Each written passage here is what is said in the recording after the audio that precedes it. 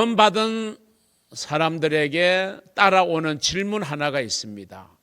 그 질문이 뭐냐 하면, 그러면 구원받은 자는 어떤 모습으로 사는 게 우리를 구원하신 하나님이 뜻하시는 바일까라는 질문입니다. 그렇죠. 구원받은 자는 어떤 삶을 살아야 되는가, 어떻게 살아가야 되는가, 그것이 사실은 로마서 12장부터 쭉 이어지는 것이 그 질문에 대한 대답입니다. 오늘은 특별히 12장 1절 한 절의 말씀을 통해서 구원받은 자의 삶이 어떠해야 되는지에 대해서 여러분과 함께 나누고자 합니다. 같이 읽은 1절의 말씀을 한 번 더 보시면, 그러므로 형제들아 내가 하나님의 모든 자비하심으로 너희를 권하노니 너희 몸을 하나님이 기뻐하시는 거룩한 산 제물로 드리라. 이는 너희가 드릴 영적 예배니라. 아멘. 구원받은 자의 삶은 어떠해야 하는가? 단 한마디로 오늘 본문을 요약하면, 너희의 몸을, 구원받은 너희의 몸을 하나님이 기뻐하시는 거룩한 산 제물로 드려라. 이것이 바로 구원받은 자의 삶이라고 오늘 성경은 우리에게 말씀하고 있습니다. 이 말씀은 우리가 크게 세 부분으로 나누어서 살펴볼 수가 있을 것입니다. 첫째는 구원받은 사람들을 향한 하나님의 권면입니다. 자, 오늘 본문의 첫 번째 부분은 이렇습니다. 그러므로 형제들아 내가 하나님의 모든 자비하심으로 너희를 권하노니, 이게 첫 번째 부분이에요. 이 말씀에서 먼저 생각할 것은 그러므로라고 하는 첫 단어입니다. 잘 아는 대로 그러므로라고 하는 것은 앞의 내용과 그 뒤의 내용을 연결해주는 연결고리와도 같은 역할을 하는 접속사가 그러므로라고 하는 것입니다. 이 그러므로의 뜻은 뭐냐? 이 로마서 1장에서 11장까지를 생각했고, 이제 오늘부터 12장을 시작해서 16장까지 우리가 보게 되는데, 결국 이 그러므로라고 하는 단어는 지금까지 생각해 보았던 로마서 1장에서 11장까지의 내용을 전체를 아울러서 그러므로, 그러면 이 그러므로라고 하는 말은 쉽게 말하면 네가 구원받았으므로, 이런 뜻입니다. 우리는 우리의 노력이나 우리의 수고나 또 우리의 행위로서가 아니라 믿음으로, 이 믿음은 하나님이 우리에게 주시는 선물이니까 이 믿음으로 말미암아 우리가 구원받게 되었다. 그것이 이제 로마서 1장에서 11장까지 긴 체계적이고 논리적인 설명을 통해서 결론 짓고 있는 게 바로 이 결론 아닙니까? 이신칭의, 믿음으로서 의롭다고 칭함을 받는 것, 이게 기독교의 아주 중요한 교리죠. 너희가 믿음으로 하나님의 선물인 구원을 받았으므로, 이런 뜻이고요. 자, 그 다음 형제들아 이렇게 표현하고 있어요. 그러므로 형제들아, 결국 이 내가 너희를 권한다라고 할 때 이 권면의 주체가 대상이 누구냐 하면 형제들이라는 거죠. 그리고 이제 마지막 부분에 가면 너희를 권하노니, 그러니까 형제들라는 말과 너희라는 말은 똑같은 뜻을 가지고 있고요.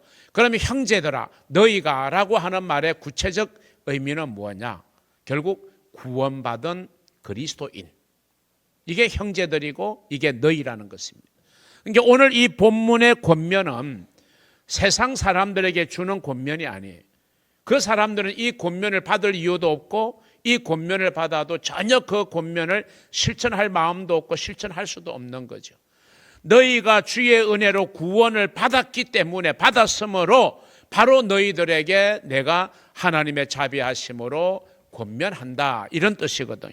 그러니까 이 권면의 이야기는 구원받은 우리 성도들에게 주시는 권면이라는 거예요. 무슨 말씀이냐? 자, 여러분이 주의 은혜로 구원받았음을 확신하시죠? 여러분이 구원받았으니까 이 권면의 말씀은 누구에게 주시는 거다?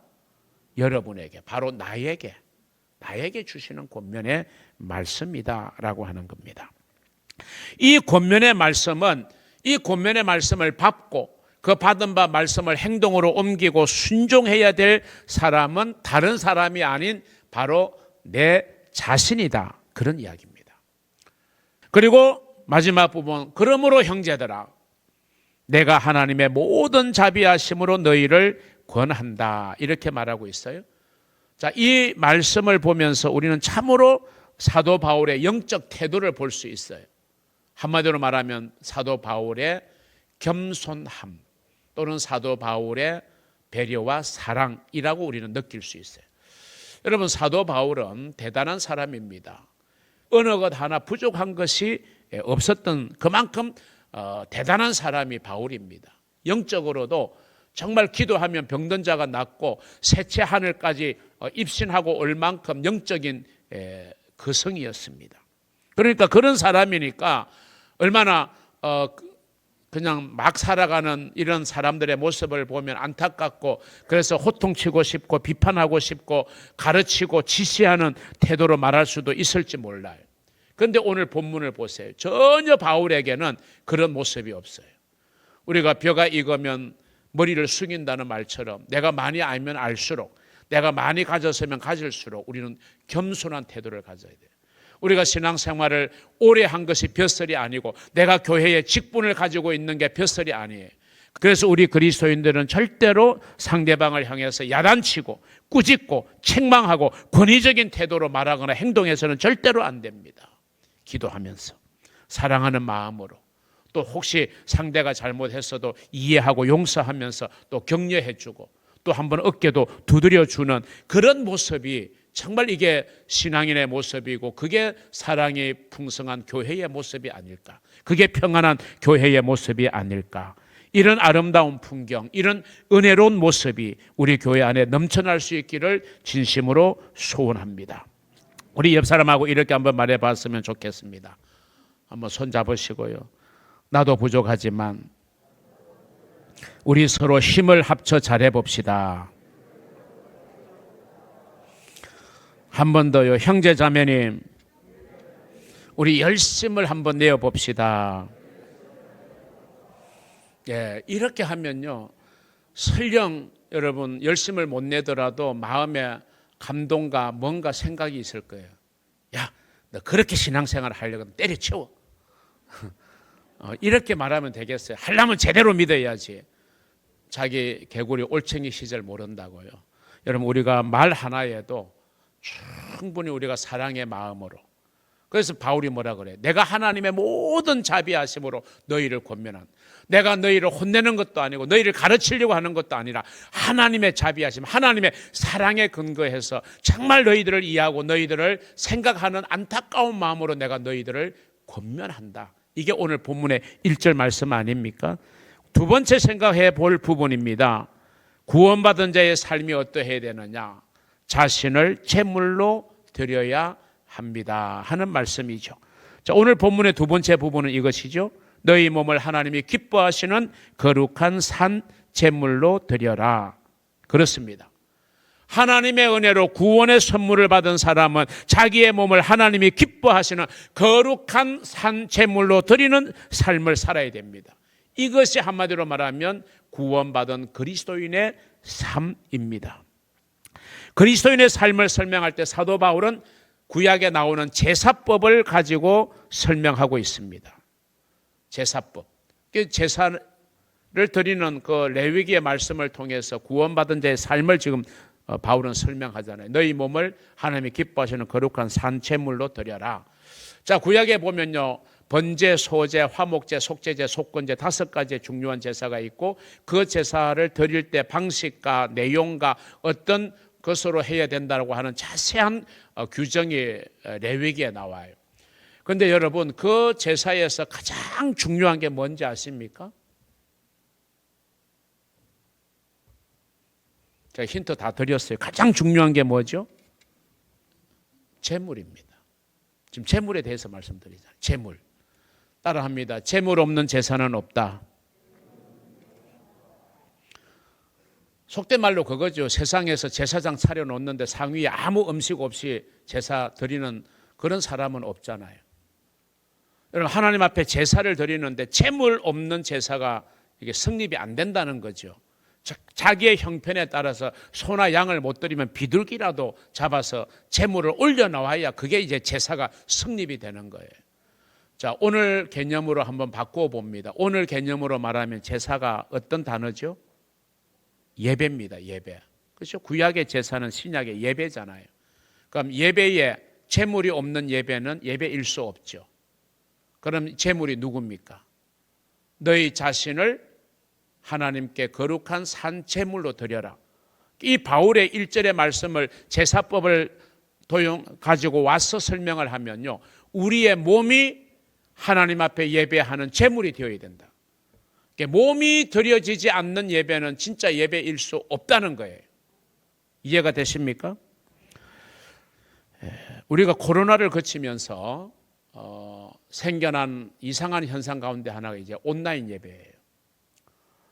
이 온라인 예배는 사실 어쩔 수 없는 상황 속에서 자구책으로 해낸 게 이 온라인 예배입니다.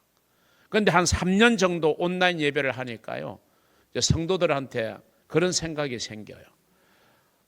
지금 여전도에 보고 이제 매주 식사를 준비하시라 옛날처럼 그러면 다들 안 한다고 손사래를 칠 겁니다. 왜?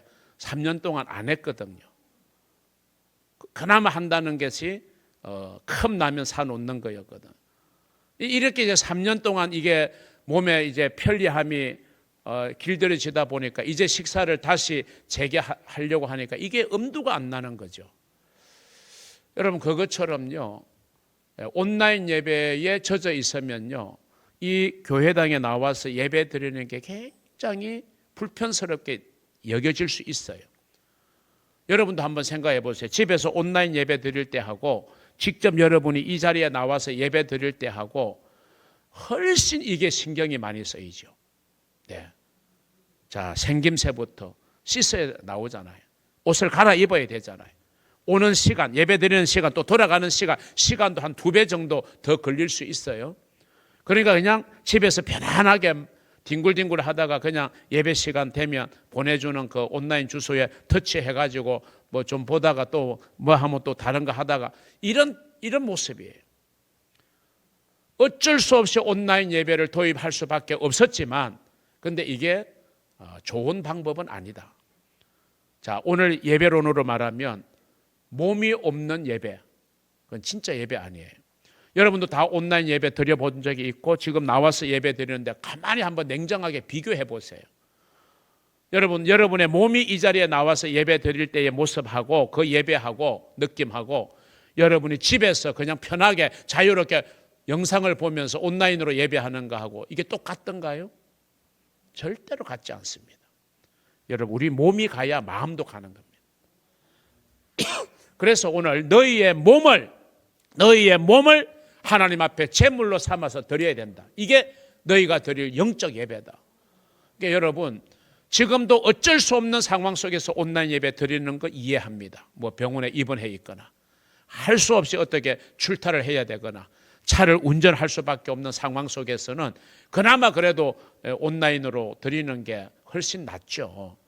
그런데 문제는 충분히 나와서 예배 드릴 수 있음에도 불구하고 불편하다는 이유로 또 여러 가지로 신경 안 쓰겠다는 이유로 여전히 온라인 예배 앞에 앉아 있다고 하는 것은요, 이거는 정말 하나님이 보실 때 이해를 하시겠나, 이게 진짜 예배로 하나님이 인정하시겠느냐의 문제 앞에 우리는 심각하게 우리 자신을 돌아볼 수 있어야 할 것입니다. 우리의 몸을 하나님 앞에 헌신해야 돼요. 자, 제물은요 바쳐지는 겁니다. 집에서 아무리 양이 많아도요, 그게 제물이 안 돼요. 그 양을 데리고 제사장 앞으로 가야 되는 거예요. 그래서 제사장에게 드려져야 돼요. 그래서 제사장이 그걸 잡아서 제단 위에 올려놓아야 돼요. 그래야 비로소 그 양이 제물이 되는 겁니다. 그래서 제물은 바쳐지는 거예요. 그래서 제물은 희생하는 거예요.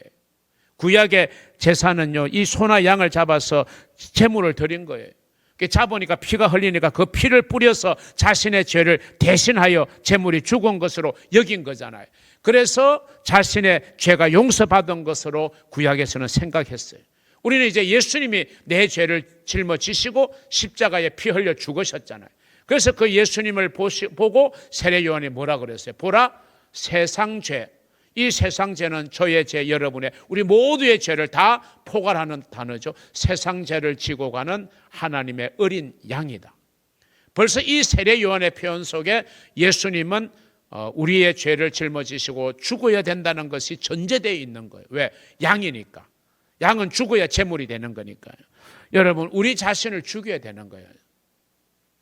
여러분, 세상적 표현으로 예배 시간에 오는 게 시간 죽이는 게 아니고 내 자신을 죽여서 그 시간을 거룩하게 구분하여 하나님 앞에 드릴 때 그게 진짜 예배가 되는 줄로 믿으시기를 바랍니다. 제물은 죽어야 돼요. 제물은 죽어야 돼요. 죽었으니까 제물이 뭐가 없을까요? 말이 없어요. 그리고 원망함이 없어요. 내가 왜 제물이 되어야 되느냐? 이렇게 자꾸 생각하고 불평하고 원망하면요, 그것은 제물이 될 수가 없는 것입니다. 여러분, 제물은 말이 없어야 돼요. 원망하지 않아야 돼요. 여러분, 출애굽한 이스라엘 백성들 하나님의 은혜로 출애굽했잖아요. 그리고 가나안 땅에 들어가기 전까지 광야 40년을 생활했습니다. 그런데 여호수아와 갈렙 두 사람을 빼고는 출애굽할 때, 애굽에서 나올 때 20세 이상의 사람들 다 죽임을 당했어요. 광야에서. 새로운 세대들이 이제 들어간 거죠. 가나안 땅에. 여러분, 출애굽기를 읽어보시면요, 왜 그들이 죽임을 당했는지 아세요? 광야에서. 그들을 구원하신 목적인 가나안 땅도 밟아보지 못하고 왜 광야에서 죽어야 됐을까요? 그걸 한마디로 말하면 그들의 하나님을 향한 원망과 불평, 이게 떠나지 않았던 거예요. 원망과 불평이 떠나지 않았어요. 결국 원망과 불평은요, 죽음에 이르게 하는 겁니다. 우리가 신앙생활을 하면서요, 잘 알아야 돼요. 내 신앙생활이 원망과 불평이 자꾸 내 마음속에 쌓이면요, 신앙이 점점 죽어갑니다. 그거 해결하지 못하면요, 영영 내 신앙이 죽어버릴지 몰라요. 신앙생활을 제대로 하려면요, 원망 불평의 마음을 몰아내고 감사의 마음이 자리 잡게 해야 돼요.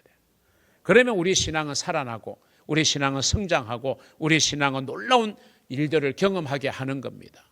그래서 신앙의 가장 무서운 적은요, 원망과 불평이에요. 반대로 신앙의 가장 좋은 요소는요, 감사입니다. 감사. 그렇기 때문에 우리는 원망과 불평을 몰아내고 감사가 되어야 돼요. 그래서 우리 성도들 마음과 입술에서 원망과 불평이 가능하면 나오지 않게 해야 돼요.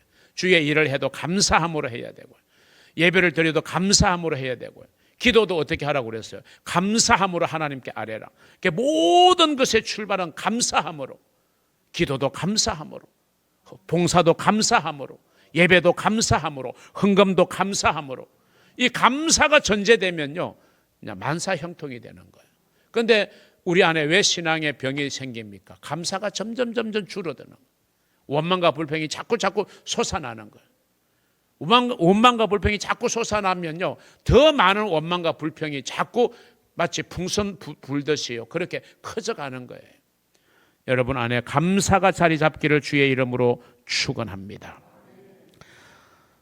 그래서 그리스도인의 참된 모습은요, 제물이 되는 거예요. 제물이 되는 거. 예수님의 모습을 성경은 이렇게 예언했죠. 이사야 53장 7절. 그가 곤욕을 당하여 괴로울 때도 그의 입을 열지 아니하였으며 마치 도소장으로 끌려가는 어린 양과 털 깎는 자 앞에서 잠잠한 양같이 그의 입을 열지 아니하였도다. 얼마든지 예수님은 항변할 수 있고 항거할 수 있는 능력이 있고 아무런 십자가에 달려 죽어야 될, 끌려가야 될 아무런 이유가 없지만 왜 자기가 죽어야 되는지 분명한 이유를 알았어요. 그건 우리 죄 때문에.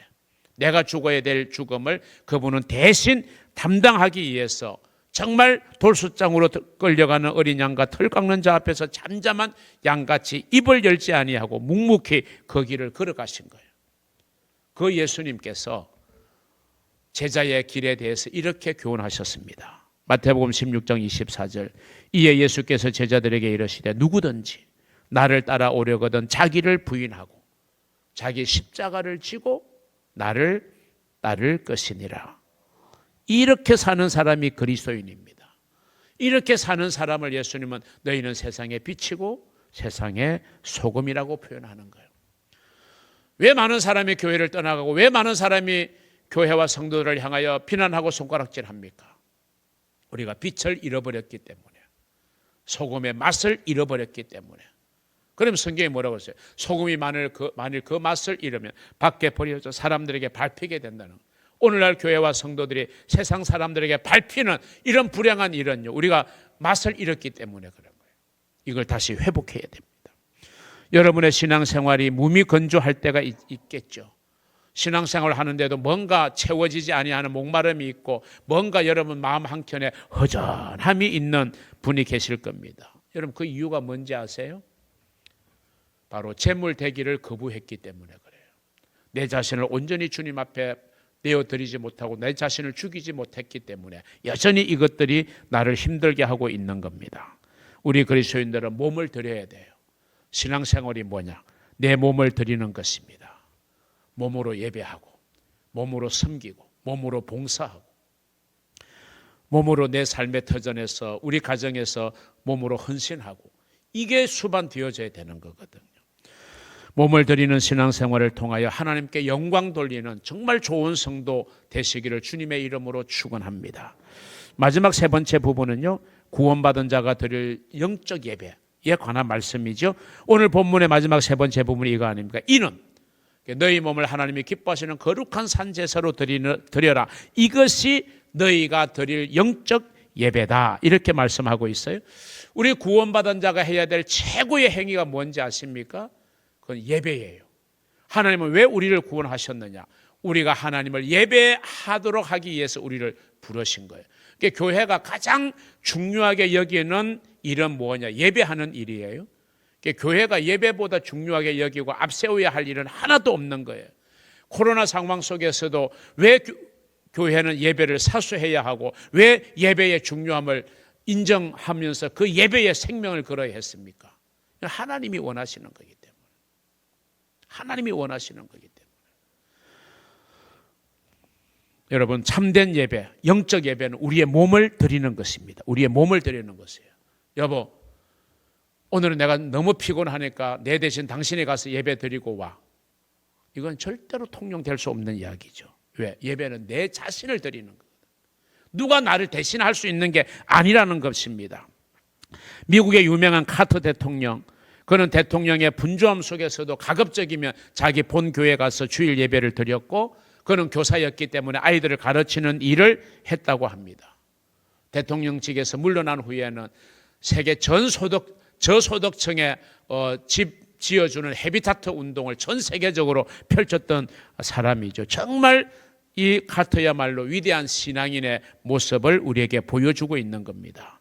여러분, 참된 신앙은요, 말에 있지 않고 형식에 있지 않고 관념에 있지 않고 내 몸을 직접 드리는 실천에 진정한 신앙의 모습이 있음을 여러분 기억하시기를 바랍니다. 이것이 영적 예배라는 말이에요. 영적이라는 말은 온전하다는 말이죠. 우리가 정말 온전한 헌신, 온전한 봉사, 이것이 우리가 드릴 수 있는 하나님의 기뻐 받으시는 예배라는 거예요. 그렇기 때문에 여러분의 몸을 드리는 그런 삶을 통해서 여러분이 참된 그리스도인, 신실한 그리스도인의 모습으로 살아가는 여러분이 되기를 주님의 이름으로 축원합니다. 사랑하는 성도 여러분, 저와 여러분 하나님의 은혜로 구원받은 하나님의 자녀들입니다. 구원받은 저와 여러분이 해야 될 첫 번째 삶의 모습은 우리 몸을 하나님이 기뻐하시는 산 제물로 드리는 삶을 사는 것입니다. 이것이 저와 여러분을 향한 하나님의 뜻이고 우리가 하나님 앞에 올려드려야 될 진정한 영적 예배입니다. 여러분 자신이 하나님께 드리는 제물이 되어야 된다는 거죠.